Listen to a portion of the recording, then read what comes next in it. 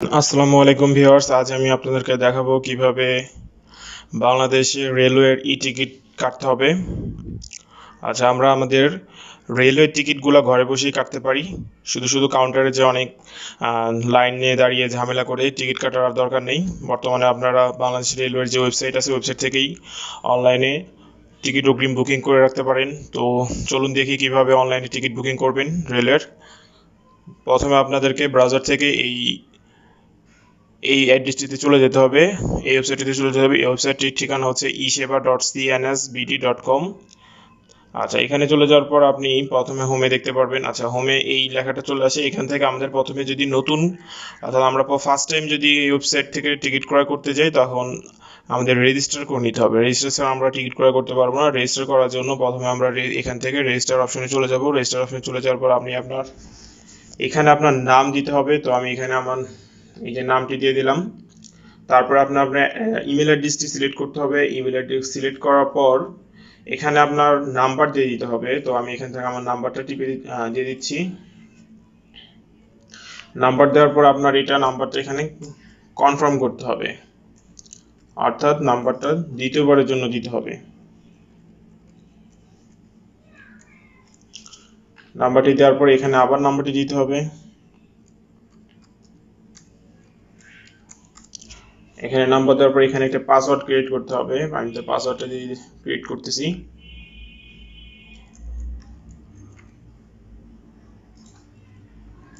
পাসওয়ার্ডটা অবশ্যই 6 করে বেশি হতে হবে। পাসওয়ার্ড দেওয়ার পর এখান থেকে সাইন আপ করে দিবেন। সাইন আপ দেওয়ার পরে আপনার মোবাইল নাম্বারে একটি ভেরিফিকেশন কোড চলে যাবে। ভেরিফিকেশন কোডটি এখানে দিয়ে ভেরিফাই করে নিতে হবে। তো আমার ভেরিফিকেশন কোডটা আমি পেয়ে গেছি।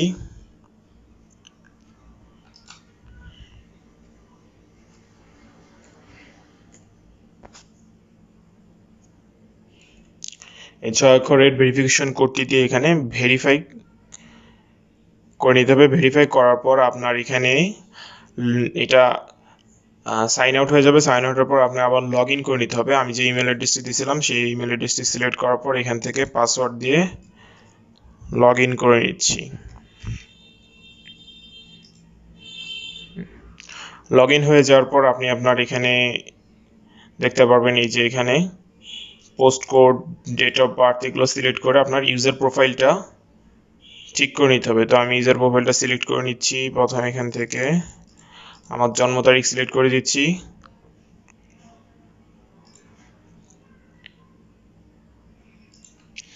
তারপর এখান থেকে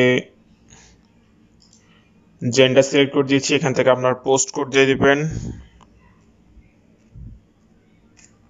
আমার পোস্ট কোড দেওয়ার পর এখান থেকে অ্যাড্রেস দিতে হবে। অ্যাড্রেস দিয়ে দিচ্ছি। আচ্ছা, এখান থেকে আপনার আইডেন্টিফিকেশন নাম্বার হিসেবে আপনার ন্যাশনাল আইডি নাম্বার, অথবা আপনার যদি ন্যাশনাল আইডি নাম্বার না থাকে বার্থ সার্টিফিকেট সিলেক্ট করে নিতে পারেন। তো আমি এখানে ন্যাশনাল আইডি নাম্বারটাই দিচ্ছি।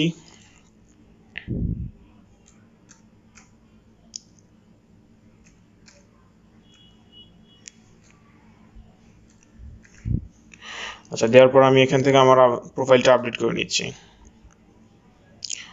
আপনার এখানে ন্যাশনাল আইডি নাম্বার না দিলে প্রোফাইলটা ক্রিয়েট হবে না, আর তখন আপনি আপনার টিকিটটাও ক্রয় করতে পারবেন না।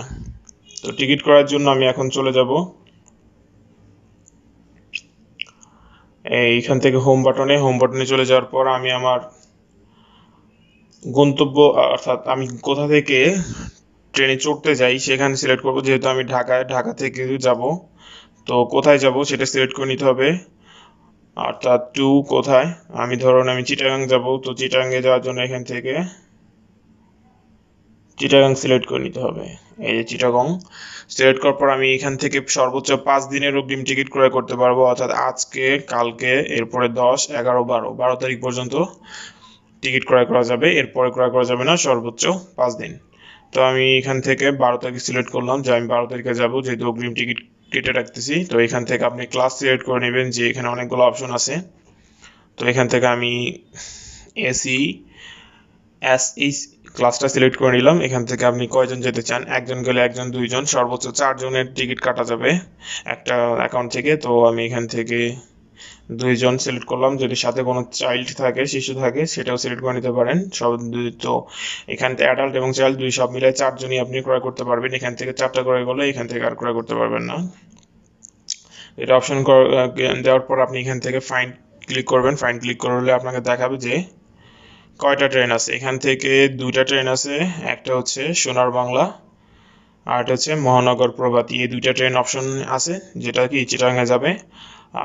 একটা টাইম হচ্ছে ছাড়ার টাইম হচ্ছে 7টায়, আর এটা ছাড়বে হচ্ছে 7টা 45-এ।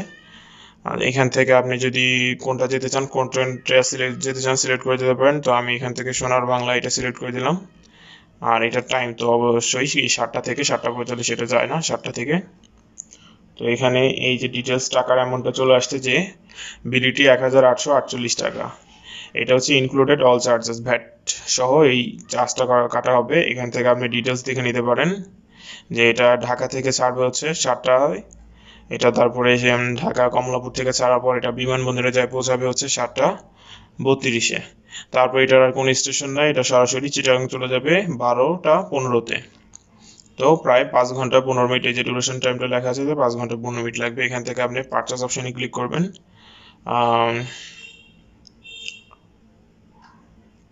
এখান থেকে সিটগুলো অ্যাভেলেবেল কিনা দেখে নিতে হবে। চলুন দেখে নিই যে সিটগুলো অ্যাভেলেবেল আছে কিনা। এখান থেকে এসি বাসের অনলাইন শুধু একটাই আছে, এই কারণে এটা ক্রয় করা যাচ্ছে না। অ্যাপ সিট এটা 11টা আছে। তো আমরা যেহেতু এসি সিটটা নাই, অ্যাপ সিট এটাই সিলেক্ট করে ক্রয় করে দেখাচ্ছে আপনাদেরকে। তো এটা এখানে পারচেস দেওয়ার পর এখান থেকে আপনি আপনার অপশনগুলো প্যাসেঞ্জার ডিটেলস দেখতে পারবেন যে আপনার নাম, ইমেল, মোবাইল অ্যাড্রেস এগুলো ঠিক থাকতে হবে। এগুলো ঠিক থাকলে আপনার টিকিটটা সেখানে চলে যাবে। আর এখানে হচ্ছে টিকিট ডিটেলস, যেটা সেখানে হচ্ছে অ্যাডাল্ট 2 জন।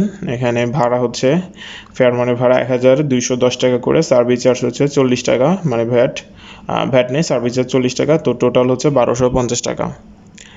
এখান থেকে আপনি ম্যানুয়ালি সিটগুলো সিলেক্ট করে দেখে নিতে পারেন যে কোন কোন সিট ফাঁকা আছে। এখানে যে সবুজ কালার যেটা, এটা হচ্ছে অ্যাভেলেবেল।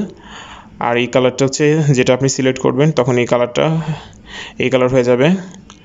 আর এখানে হচ্ছে নট অ্যাভেলেবেল, যেগুলো লাল হয়ে আছে এগুলো হচ্ছে অ্যাভেলেবেল না, এগুলো অলরেডি বুক হয়ে গেছে। তো আমি যদি এখান থেকে 2টা সিলেক্ট করব, এই রো থেকে 9 আর 8, তো এই 2টা আমি সিলেক্ট করে নিচ্ছি। এই 2টা সিলেক্ট করার পর সিট বুকড হয়ে গেছে। এখান থেকে আপনি বাই টিকিটে চলে যাবেন। বাই টিকিটে চলে যাওয়ার পর এখানে টার্মস অ্যান্ড কন্ডিশন দেখাবে। টার্মস অ্যান্ড কন্ডিশন আপনি আই এগ্রি দিয়ে দিলে তারপর এখান থেকে আপনার পেমেন্ট মেথড চলে আসবে। পেমেন্ট মেথডে আছে হচ্ছে এটা হচ্ছে নেক্সাস পে, যেটা হচ্ছে ডাচ বাংলা ব্যাংকের। তারপর হচ্ছে আপনি যে কোনো ধরনের ভিসা কার্ড দিয়ে এটা পেমেন্টটা করতে পারবেন।